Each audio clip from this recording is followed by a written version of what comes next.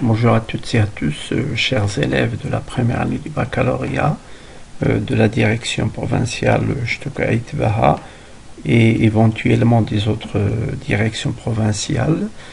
Alors dans cette autre capsule vidéo, nous allons nous pencher sur les modes de raisonnement qui sont liés à l'argumentation. Alors c'est une leçon qui est liée plus principalement au module le dernier jour d'un cours d'année, mais on peut également la rencontrer dans les autres modules.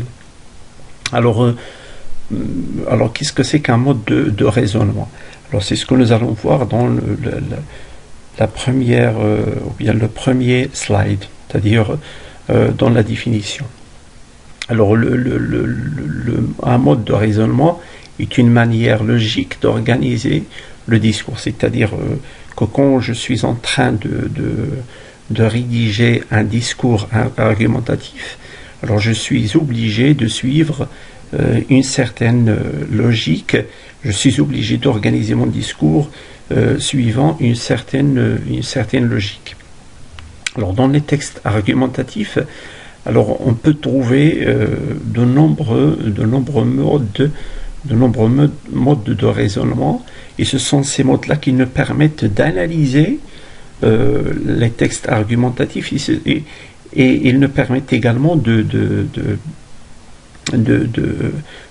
rédiger tel ou tel discours ou texte argumentatif. Alors le premier mode, c'est le mode inductif, ou bien le raisonnement inductif. Alors vous avez l'exemple, alors elle est belle, il est beau, ils sont beaux. Alors cet exemple-là permet d'afficher ou bien d'affirmer que l'attribut du sujet s'accorde avec le sujet. Alors là, nous l'avons dans le premier exemple, dans le deuxième et dans le troisième, c'est ce qui nous permet d'observer ou bien de tirer une règle à partir d'un ensemble de cas. Alors c'est le raisonnement inductif. Alors le deuxième raisonnement, c'est le raisonnement déductif. Alors vous avez l'exemple. Alors le participe passé s'accorde avec le sujet quand le verbe est conjugué avec l'auxiliaire être. Alors cette règle générale permet de déduire plusieurs applications concrètes. Alors ils sont partis, elles sont revenues, elle est sortie. Alors donc là nous avons une règle, et à partir, ou bien cette règle-là, on peut l'appliquer à des cas concrets. C'est en quelque sorte l'opposé du raisonnement inductif. Donc là, il s'agit de partir d'une idée générale dont on déduit un fait ou une conséquence. Alors c'est le raisonnement déductif.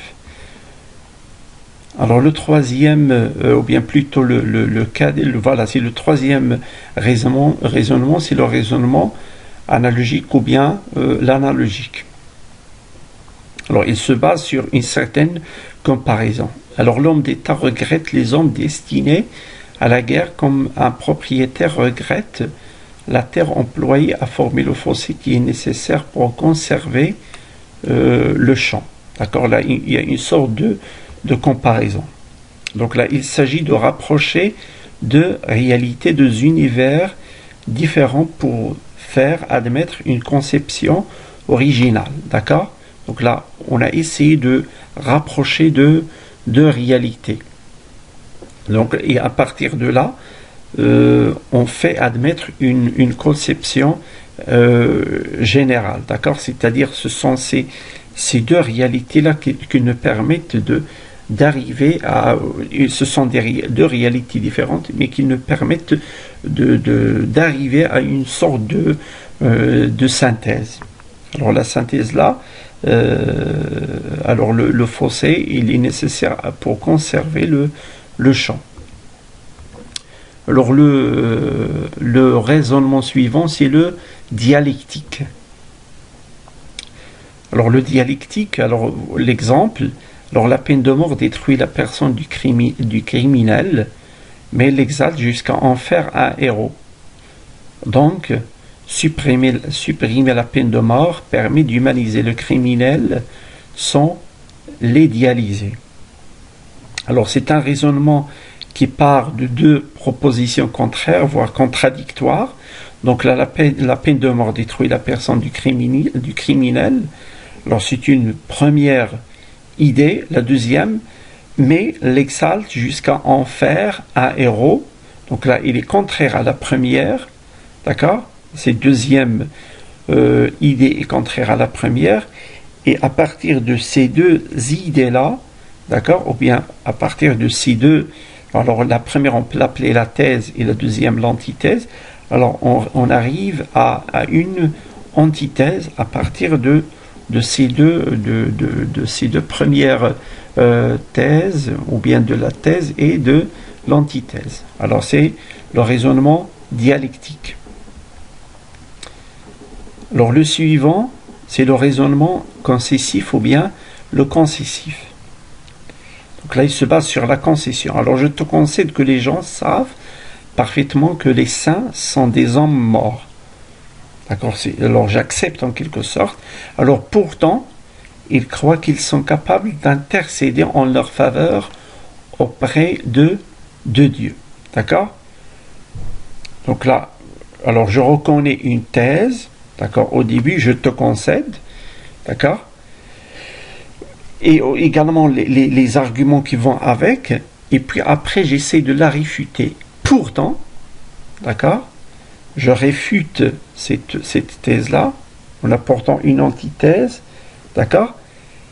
Et j'essaie d'apporter des arguments pour appuyer cette antithèse ou bien ma propre thèse. Donc, dans ce raisonnement-là, alors l'énonciateur commence par reconnaître la thèse et les arguments adverses avant de les réfuter et de défendre plus librement les siens. D'accord? Donc, il apporte sa thèse, il réfute d'abord la thèse du début, d'accord? Il apporte une antithèse qu'il défend par des arguments. Alors le dernier raisonnement, ou bien le dernier mode de raisonnement, c'est l'analytique. Donc là, vous avez un exemple de sujet. Alors que pensez-vous des problèmes posés par la délinquance des jeunes? D'accord? Alors ce genre de sujet appelle le plan qu'il y a en dessous. Alors on commence d'abord par les formes et les manifestations de la délinquance juvénile plutôt, c'est-à-dire des jeunes. En deuxième lieu, on apporte les causes, ou bien on cite les causes du phénomène, et puis en deuxième lieu, on essaie d'apporter des solutions ou bien des remèdes. Alors pour traiter, alors donc là, l'analytique, elle est adaptée au sujet qui invite à analyser un fait ou à réfléchir sur un problème général. Alors, il décrit dans un premier temps le problème posé ou les formes d'un phénomène, puis on étudie les causes avant d'évoquer ses conséquences ou d'éventuelles solutions. Alors, on arrive maintenant à l'auto-évaluation. Alors, ce sont là deux tableaux. Alors, un premier tableau où il s'agit de faire correspondre chaque énoncé au mode de raisonnement qu'il représente, d'accord, c'est-à-dire à l'aide de flèches.